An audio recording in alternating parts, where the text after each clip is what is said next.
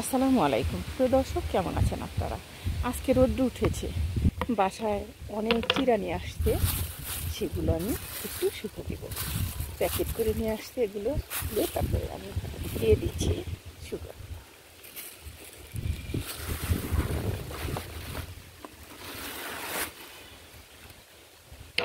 একটু একটু রোদ্র শুকোলে ভালো লাগবে, নষ্ট হবে না।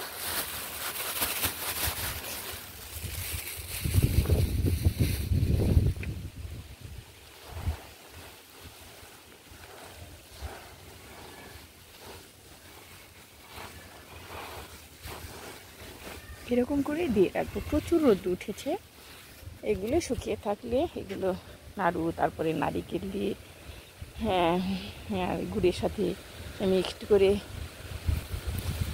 নাড়ু বানালে খুব ভালো লাগবে। ছাদে প্রচুর বাতাস, দেখুন কোনো কিছুতেই কিছু হচ্ছে না।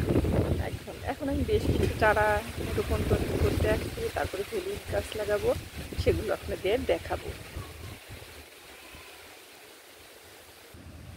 এখানে লাগাবো কয়েকটা হলুদ গাছ, কয়েকটা টবে লাগাবো। কাঁচা হলুদ সবসময় প্রয়োজন পড়ে সব কিছুতেই। হঠাৎ করে দেখা যায় কাঁচা হলুদ লাগবে, তখন আমি ছাদের থেকে নিয়ে দিতে পারবো।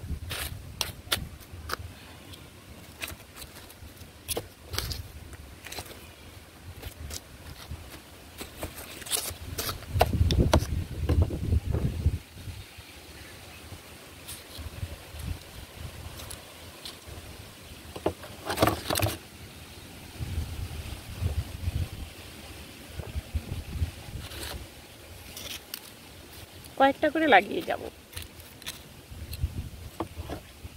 ছাদে প্রচুর কাজ করছি, আজকে তো রান্নার ভিডিও দেখাতে পারবো না। এই জন্যই পারবো না যে ছাদ থেকে গরমের মধ্যে এত ব্যস্ত থেকে রান্না করা, এটা কিন্তু অসম্ভব ব্যাপার। একটা ভিডিওতে দেখানো কিন্তু সেটা অনেক বড়, সব কিছু গুছিয়ে তারপরে ওইভাবে প্রসেস করে ক্যামেরাটা ধরে ওইভাবে ভিডিও করতে হয়, যত সুন্দর করা যায় আর কি ভিডিওটা। সেই জন্যেই ঝটপট কোনো কিছুই করা যাবে না, প্রস্তুতি নিতে হবে আগে, প্রস্তুতি নিয়ে তারপরে কাজ করতে হবে। হলুদ গাছের কিন্তু আমার কুশি জ্বালিয়ে গেছে, রেখেছি কিছুদিন আগে, কিন্তু দেখি যে না, এখন লাগাতে হবে। পরে বললাম যে এখনই লাগিয়ে যাই। বেশ কিছু আদা লাগাবো, তারপর অনেক কিছু লাগাবো, করল্লা লাগাবো, করল্লা।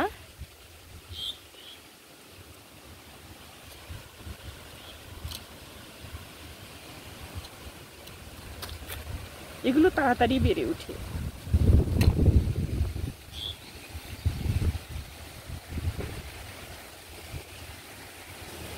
যে কোনো গাছই আমরা লাগাই না কেন, মাটিটা প্রসেস করে, মাটিটা সুন্দর নরম সফট করে তারপরে গাছটা লাগাতে হবে। প্রত্যেকটা জিনিসেরই যত্ন আছে, যত্ন ছাড়া রত্ন মিলে না।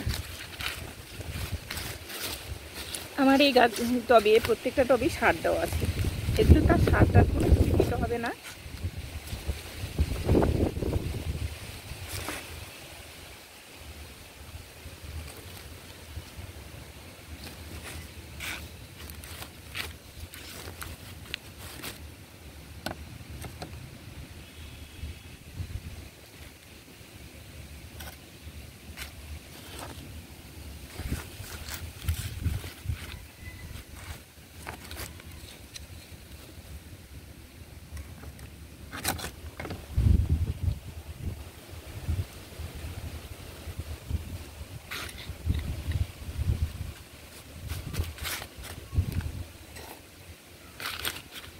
যখন মাটিটা শুকিয়ে যাবে তখন একটু হালকা করে পানি ছিটা দিতে হবে, দিয়ে তাহলে গাছটা সুন্দর হবে, সতেজ হবে।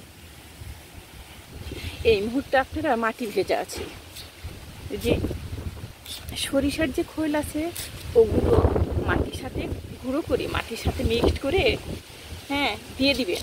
দিয়ে দিলে তাহলে মাটি আস্তে আস্তে ওটা ভিজে যাবে, আর গাছের প্রচুর সার পাবে। আর যে গাছটা আপনি লাগাবেন সেই গাছটা খুবই সুন্দর হয়ে উঠবে আর ফল বেশি দিবে। এটা আমি পরীক্ষিত আমার।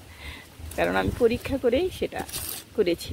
আমি গতবার খোল যেভাবে আমি গুঁড়ো করে প্রত্যেকটা টবে টবে আমি দিয়েছিলাম, এত ফল ধরেছিল, এত টমেটো ধরেছিল, আমি নিজে কল্পনাও করতে পারিনি। একটা টবে 10 কেজি করেও আমার আসছে, টমেটো আসছে। তারপরে ভেবেছি যে এভাবে এই প্রসেস করে আমি দিব। আমার সাহেব কৃষি অফিসার ছিলেন, উনি ভালো প্রসেস সব কিছুই আমাকে বলে দেয়, সব কিছু।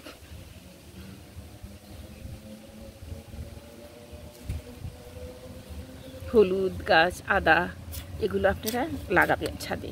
তারপরে কচু গাছ, এগুলো লাগালে অনেক কাজে আসে।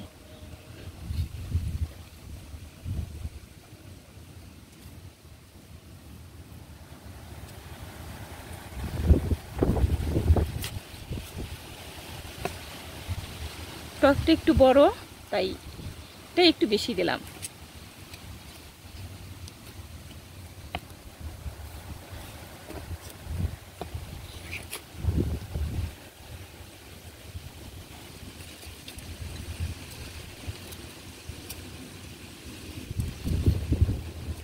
ছোট্ট একটা ভিডিও নিয়ে আসছিলাম আপনাদের মাঝে,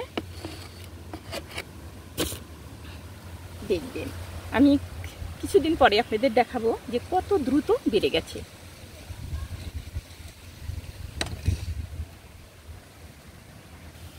সিম গাছ কয়েকটা লাগিয়েছি, তবু দেখা যাচ্ছে যে পোকা এখানে থাকে না, কীভাবে এসে ছিদ্রি করে যায়।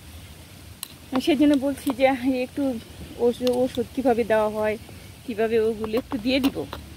একটু হলুদ, হ্যাঁ, একটু হ্যান্ড ওয়াশ, এগুলো মিক্সড করে একটু ল্যাপথন দিয়ে দিব।